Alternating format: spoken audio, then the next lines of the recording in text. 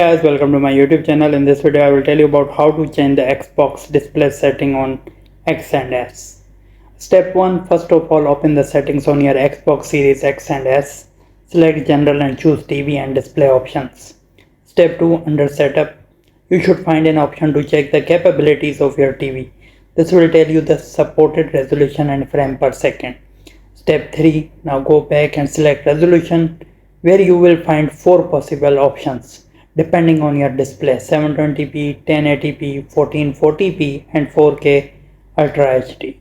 Step 4. If your TV supports 120Hz over HDMI, you should select at least 1080p, otherwise you will be limited to 60Hz. It's generally a good idea to choose the resolution that matches your television using the information you noted when checking your TV details. Step 5. Now that you have selected the resolution, you can select refresh rate. As previously mentioned, if you have chosen at least 1080p and your TV supports it, you should be able to see an option for the 120Hz mode. Step 6. If the option